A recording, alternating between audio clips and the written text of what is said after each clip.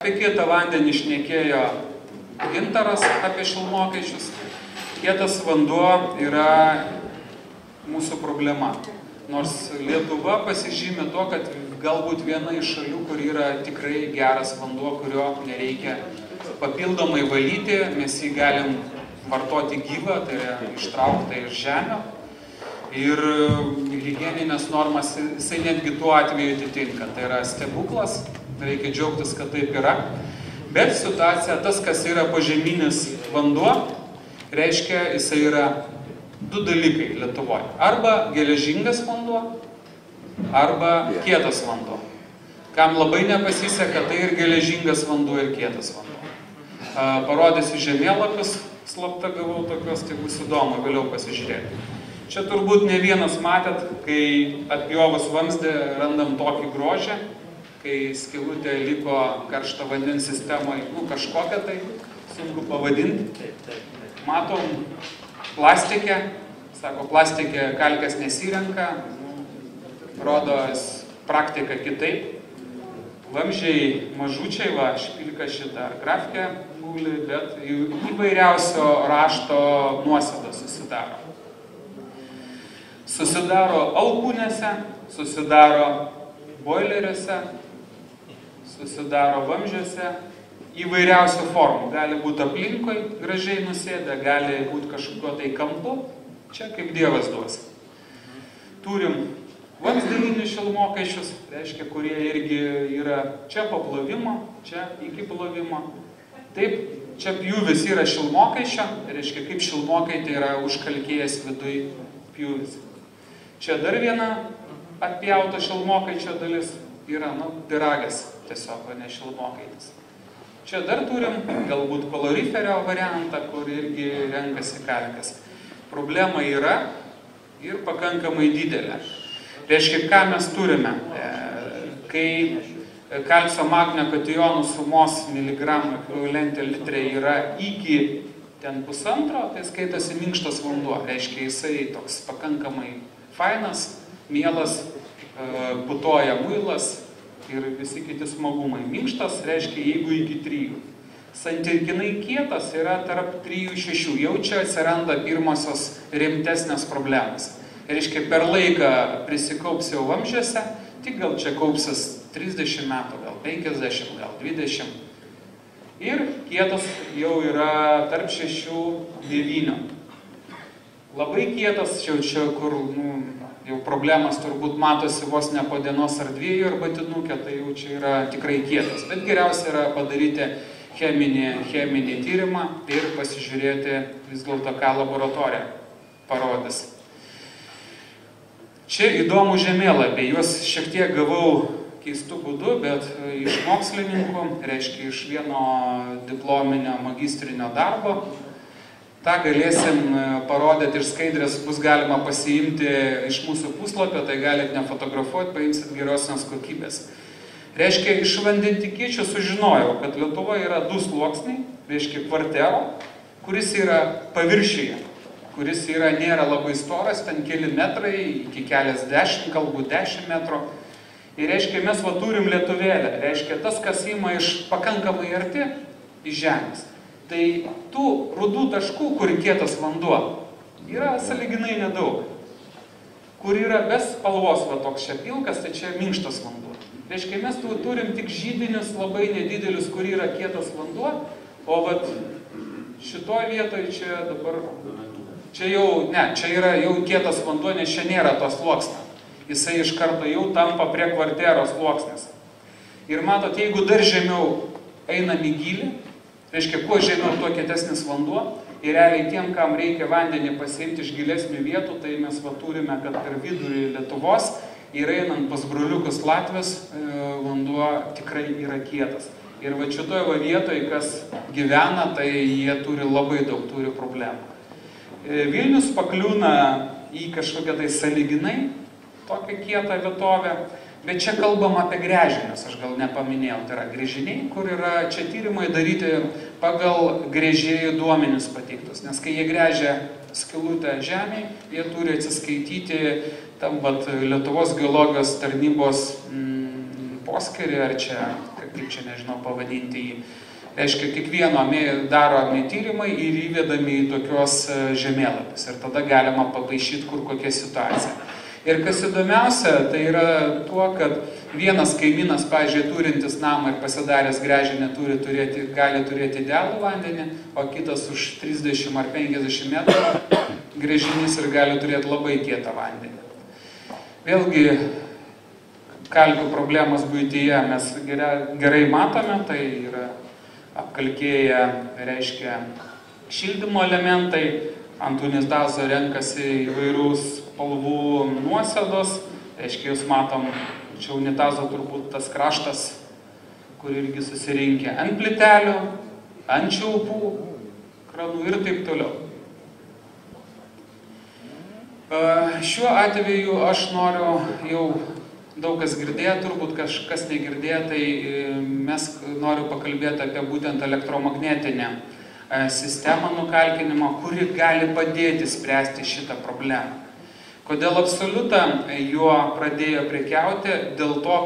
Ne dėl to, kad statyti naujus namus galbūt, ar kažkur tai, bet dėl to, kad aš pamačiau situaciją, kai dirbu su prižiūrėtojais, kad ateina laikas, kai keičia karšto vandens sistemos. Reiškia, reikia nuardyti visus vamzdžius, pakeisti juos naujais. Tai yra milžiniškas darbas, kuris ir pinigus kainuoja, plus reikia eiti į butus, nes tova eina per butus, remontai, galvos skausmas, krūva nepasitenkinus ir taip toliau. Nes šita sistema elektromagnetinė, jinai pakeičia taip fizinę vandens struktūrą, ne cheminę, noriu pažymėti, nes cheminę keičia, tai yra druskiniai filtrai, kurie druskiniai minkštintojai vadinasi, tai jie keičia chemiją, tai reiškia, magnį kalcį keičia į natrio ionus. Čia keičia fizinę savybę, kad pakeistų kalkio elgesį, kad jos taptų neaktyvios ir neliktų prie vidinių paviršių. Praeitų su sistema ir nusidrenuotų per čiaupą, per unitazą, per mūsų maistą ir visą kitą. Nežinau, bus ar vėliau pažymėta, bet kalkės nėra kenksmingo žmogui. Nėra. Netgi reikalingas, ypač jaunam organizmui, kai formuojasi kaulo sistema. Tai vaikai, kūdikiai, jiem reikalinga kalcį gauti ir lengviausia gauti per vandenį. Jeigu kalbėti, kur montuojasi, tai aišku, montuojasi pati sistema, tai reiškia, jeigu individualus namas, tai ant įvado, šalto vandens įvado, prieš jį būtinai turi būti mechaninis filtras, dėl to, kad jeigu paklius kažkoks smėliukas ar dar kažką, tai ar kitos nereikalingos, bet šį filtrą visi, manau, stato individualiuose namuose. Čia dar dapaišėm gręžinį, kad turim omeny, kad jeigu jungiamės iš gręžinio. Kaip tai veikia?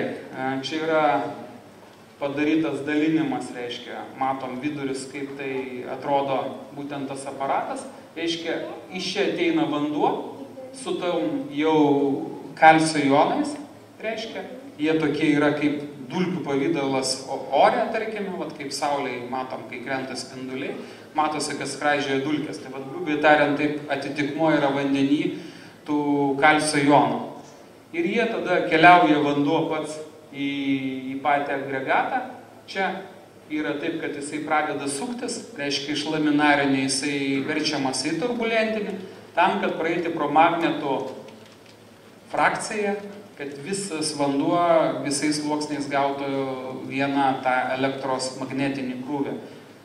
Ir realiai, kada praeina vanduo su kalcio ionais pro elektromagnetinį lauką, jeigu jie čia buvo kaip ir atskirai, tai čia jau matom praėję, jie pradeda tarpusavį jungtis. Reiškia, jungiasi kaip magnetukai į tokius akiai nematomus dydžius, bet susijungia, jie praranda savo kibumą tą dalyką, reiškia, vėliau prie vamzdžio neprilips, nes jie tą energiją sunaudoja tarpusavį susiryšti. Ir kai tai nematoma, tai iškeliaus kartu pro sistemą ir pasišalins, reiškia, kartu su vandeniu arba jį suvartosime. Taip.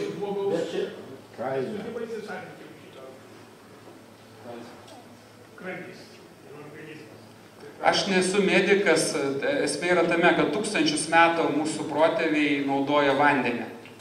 Ir mes sutverti per ilgą laiką, tai sakau, kaip pasisavina tą kalcį, tai vat jį ir galės pasisavinti, nes mes čia chemijos nekeičiam. Mes tik savybę keičiam. Tai dabar norėjau pasakyti, parenkant sistemą, svarbu ne kiek vidutinis jūsų vandens kiekis praeina, bet svarbu kiek pikinis. Kiek maksimalių laikų, maksimaliai gali būti atsukta kranų ir tada reikia žiūrėti, kiek kubų per valandą arba litrų per sekundę prateka vandens. Pagal tai yra parenkama nukalkinimo sistema. Buitiniam namui mes žinom, kad mes imam mažiausią, tai yra 2500 variantą, kuris yra 2,5 kubo pikinio ir, kaip sakant, tam individualiam namui, kur gyvena normali lietuviška šeima, 4, 5, 6 asmenų, jo pilnai užtenka. Toliau jau koks didesnis, pavyzdžiui, jeigu daugiabutis, mes čia dabar pastatėm, vėliau parodysiu Soho loftose, ten 100 kotedžų, tai parodysiu, kas ten buvo pastatyta. Tai yra parenkamas ne pagal jokį vidurkį, metų, mėnesio, dienos, o pagal pikinį suvartojimą. Dažniausiai jisai būna ryte, visi keliasi eiti darbą, mokyklą, tada didžiausi pikai. Vakare tokio piko didelio nebūna. Dar kad pakartosiu, kad reikalingas filtras prieš sistemą, o filtras yra 20-50 mikrono dydžio. Reiškia jau tas indeklas. Toliau galima, kad jeigu didelės sistemos, jungti juos iki 3 lygiagrečiai, jeigu nepakanka, tarkime, debito, nes vieną daryti didesnį, jisai brangiau kainuos nei 3 sujungti. Tai tiesiog gamintojas daugiau ir negamina, bet jeigu 3 didžiausius aparatus pajungti, tai gausias pikinis iki 36 kubų per valandą. Tai čia yra milžiniškai pastatą.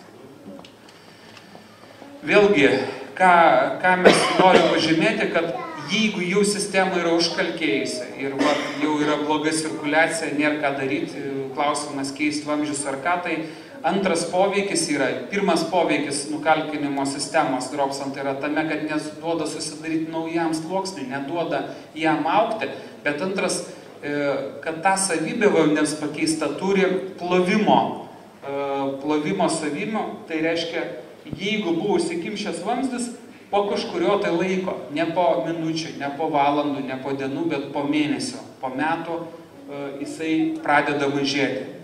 Ir labai sunku pasakyti po kažkurio tai laiko, bet, tarkim, jisai turi išsivalyti, nes valomoji ta atsiranda, tai čia yra kaip lietaus vandens savybė, kuri plauna uolienas ir visa kita. Tai mes žinom, kad išplauna kalnus ir visa kita lietus. Tai čia panašiai veikia. Ir čia irgi variantas, čia be nukalkinimo sistemos, čia su nukalkinimo sistema. Toks variantas, sulyginimas yra. Toliau mano kolegos, čia įdomus labai dalykas, tai yra čia Švedbanko pastate, yra vasarai drėkinimo sistemos.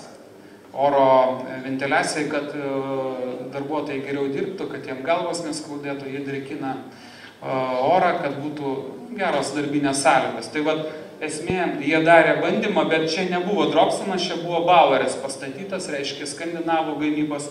Tai po tiek laiko, tarkime, tas garintuvas atrodė ten po mėnesio ar 2, reiškia, kai nebuvo pastatytas Baueris, kai buvo pastatytas Baueris, jie rado tokį rezultatą. Specialiai čia darytas buvo tyrimas su banko aptarnautojais. Tai matom akivaizdžiai, kad ne 100% padeda, ne, bet kažkur, bet vis tiek padeda, nes šitos detalės, šitie kaitintuvai, jie kainuoja nemažus pinigus. Ir jeigu juos rečiau keisi, tai be abejo eksploatacija savikaina mažės. Reiškia, tos sistemas gali būti tiek privatus, tiek namam, tiek kotedžam, daugiabučiam, komerciniam pastatam, pramoniai, filtrai, baseinai, žemės ūkis. Visur, kur yra vanduo, teka ir jisai išteka. Šitos sistemos prižiūrėti nereikia, jokio aptarnavimo nereikalauja, duoda tik tai maitinimą, maitina labai mažai vato, pats mažiausias ima 15, pats didžiausias, man atrodo, 70 vatų. Tai tikrai nieks nepastebės labai didelių kokių tai elektros mokesčio padidėjimo. Tai va, vienintelis dalykas, ką mes sakome, kad jeigu žmonės nori, kad ir arbatinukė nebūtų kalkių, tai čia mūsų yra Achilo kulnas, kaip sakant, nes kai vanduo užverda, jisai užviręs suardo tas sudarytas jungtis. Tai va, jeigu kažkas sako ir mes jų klausom, ar jums svarbu, kad arbatinukas blizgėtų, jisai sako, man svarbu, mes tada siūlom jiem naudotis kitą sistemą, tai yra druskinę filtros minkštintojo sistemą, bet ten jau, kaip sakant, kalcis ir magnis bus pakeistas į natrio. Ir to vandens, jeigu dar mes galim toleruoti, vaikai negali to naudoti vandens gėrimam ir visą kitą, nes tai nėra gerai sveikatai. Čia parodyta yra, kas užsienė sumontuota, kaip sakau, lietuvis niekad netiki, kas ten yra kažkur. Tai parodysiu šitą. Čia draugai konkurentai chemikai, aiškiai, yra įvairios priemonės valymui tų kalkių, čia apie išorinius kalbam. Čia draugai konkurentai, turbūt irgi matėt laidiniai, apie juos nekalbėsiu blogai, bet aš jų taip atsargiai žiūriu, bet čia kiekvienas renkasi. Šitą sistemą žymiai pigiau kainuoja, bet rezultatą visokių girdėjau, tai dėl sakau. Čia yra. Ten, kur parodėt, kur buvo ta minkštintojas ir kaitintuvas boilerio, tai jisai šildo, kodėl ten kalkių nebuvo. Jisai keičia savybę vėl. Viskas, paskutinės kalbos. Aš atsakysiu jums atskirai klausimą. Tam tikros nuotraukos, sakau, aš nelabai komentavau, nes sudėjo kolegė, galbūt aš per daug, sakau, naujai žiūriu paruoštą. Aš tik noriu pastebėti, prie Trakų Lukoilas, šitas, kaip matot, plovykla, jų pajungta iš gręžinio. Ir jie turėjo problemą, kai paleido šitą plovyklą, kad skundėsi klientai, kad lieka dėmesio ant mašino paviršio, kai nudžiūna, nes lašai vis tiek lieka. Tai jie statė minkštintojus druskinius ir mes jam pasiūlėm panaudoti dropsoną. Tai jie atjungė praeitą vasarą druskinius minkštintojus ir naudoja, čia ir nuotrauka yra, pakabino mūsų dropsoną. Skundų neatsirado ir jie toliau naudoja dropson sistemą, reiškia kovoti su kalkiu. Dar čia nuotrauka, čia praleidau. Ir dabar pastatėm 100 kotedžų name, reiškia sistemą, kuri jau susideda iš 2 pakankamai didelių nukalkinimo sistemų, 2-8 tūkstančiai dropsonų. Jeigu kažkas klauso apie kainą, man atrodo, tai kainavo apie 4 ar 5 tūkstančius eurų su darbais. Mažiukas kainuoja 400 kažkiek tai. Tai čia mažiausias buitinukas. Tai ačiū uždėmesį.